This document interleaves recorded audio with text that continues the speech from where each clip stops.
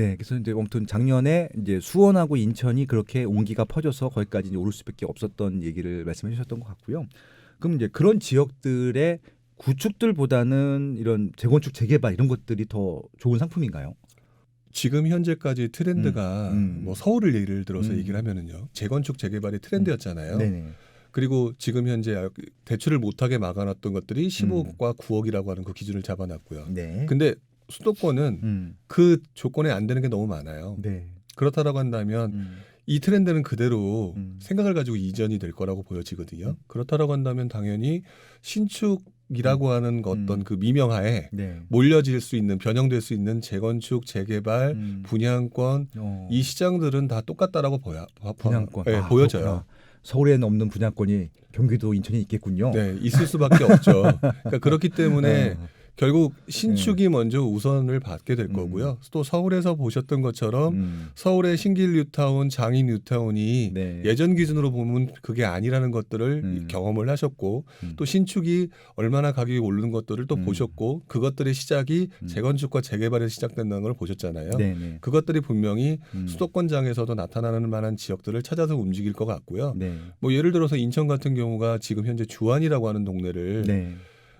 이게 완전히 구도심이잖아요. 완전 구도심이죠. 네. 제 대학교 때 놀던 곳이에요. 나이트클럽에서. 네, 거기 나이트클럽 많았었어요. 20여 년 전에 네. 30년 가까이 됐네 이제. 그러니까 누가 보더라도 구도심이라서 관심 없었지만 누군가는 그 동네가 예전에 영화를 가지고 있던 구도심이란 말이에요. 예. 그렇게 바뀔 수 있는 곳, 네. 뭐 이런 곳들이 해당이 되는 거겠죠. 그러니까 그런 동네의 재건축, 재개발, 분양권 이런 것들은 지금도 굉장히 투자처로서 유용하다라고 하는 건 변함이 없는 것 같아요. 그렇죠. 거긴 또 뭐 투자수요뿐만이 아니라 실수요가 일단 많을 거 아니에요. 그 자체 내에서도 새 아파트에 대한 니즈들은 클 테니까. 그렇죠. 예, 이렇게 좀 자연스럽게 합리적으로 접근하신다고 하면은 진짜 부장님 말씀하신 대로 서울은 비싸고 물건이 없어서 그렇지 서울 제외하고 보면은 생각보다 가격도 우리가 접근할 수 있고 살만한 것들이 많다라고 좀 볼 수 있겠네요. 예. 그럼요. 그러니까 너무 쉽게 보면은 그냥 지금 머릿속에 자꾸 고정관념이 몇 개가 박혀 있어서 그래요. 서울이어야만 한다. 네. 신축이어야만 한다. 자꾸 이제 이런 몇 가지 그동안의 경험 때문에 그러는데 네.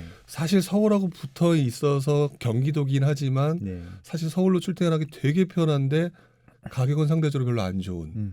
근데도 준신축인. 네. 뭐 이런 것들 은근히 많거든요. 맞습니다. 예. 더더구나 9억도 안 돼. 대부분 안 되죠. 거기는 거기는 거의 안 되죠. 그러니까 근데 네. 재밌는 거는 제가 왜 네. 9억이라고 표현을 했냐면은요. 네. 제가 예전장의 경험 때문인지 모르겠지만 이 9억이라고 하는 가격이 제가 우리 기억하시는지 모르겠지만 그 모 방송 우리 그 공개 방송에서 예. 서울은 9억을 향해 달려갈 거라라고 예, 저희 방송에서 그랬었어요. 예, 예, 한 첫 적이 번째 공개 있었잖아요. 방송. 예. 예, 한 적이 있었잖아요. 예.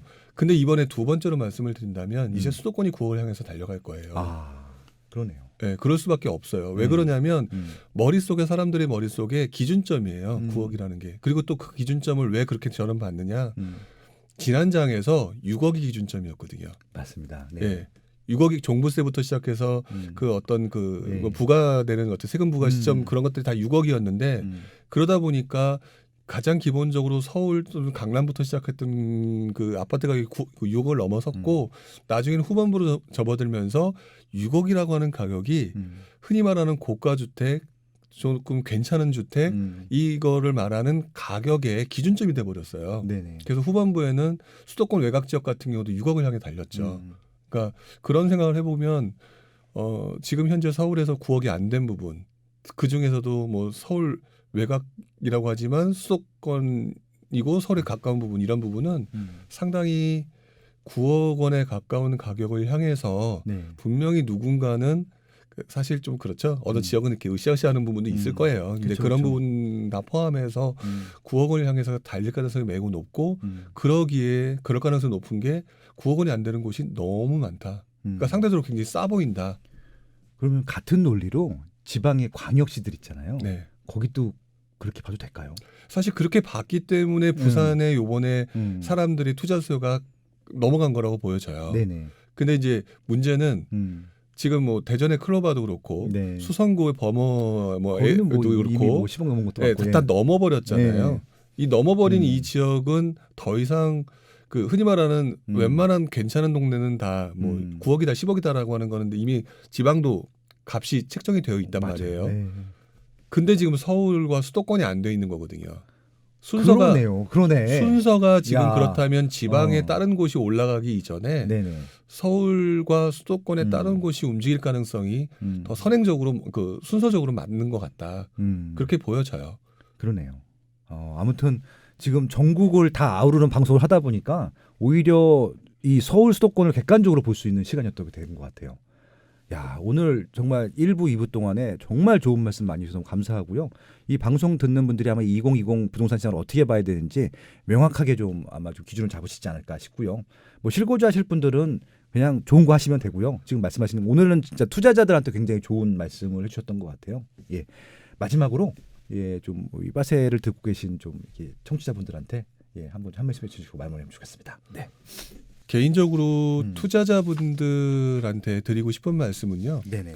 일단 저는 어디를 투자라는 말은 이미 투자자분들은 저 이상으로 많이 하셨던 분들도 있으실 거고 그러니까 그분들한테 왈가왈부할 말은 없는 것 같아요. 다만 어느 곳이든지 상승 후반부에 접어들게 되면 리스크라고 하는 부분이 발생하기 마련이고 네. 그리고 그 리스크는 아무래도 많이 보유한 사람들이 세금 리스크라든지 뭐 기타 여러 가지 리스크들이 발생할 소지가 되게 높다. 그러니 여러분들 입장에서는 이제부터는 많이 사고자 하는 게 목적이 아니라 일단 리스크 관리라고 하는 부분을 굉장히 중점적으로 하는 게 좋다라고 보여지고요.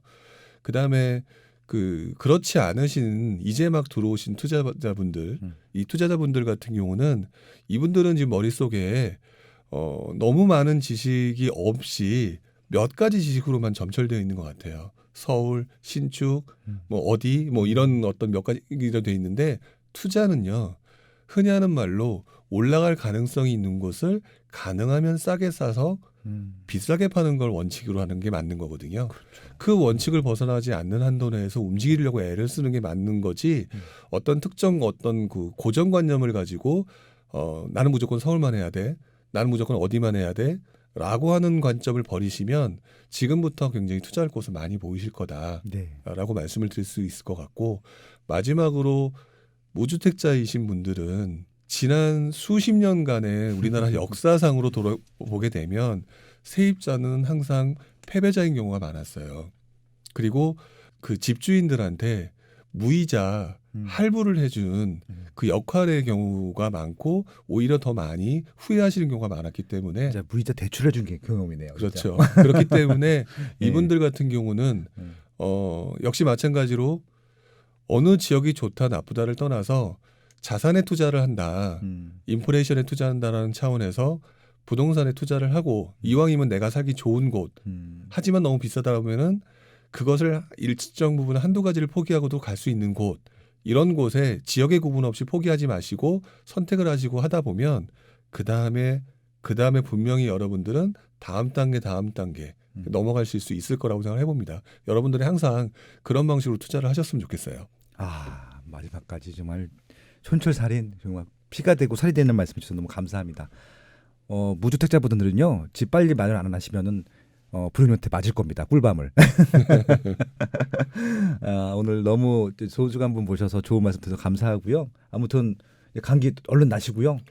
건강하시고 올해 빠세 토론, 빠세 행사 할 거 되게 많거든요. 건강한 모습으로 좀 아주 끝장을 내게 해주시면 좋겠습니다. 알겠습니다. 약 먹고 좀 빨리 낫도록 하겠습니다. 일단 지금 확정된 일정이 좀 몇 개 있는데요.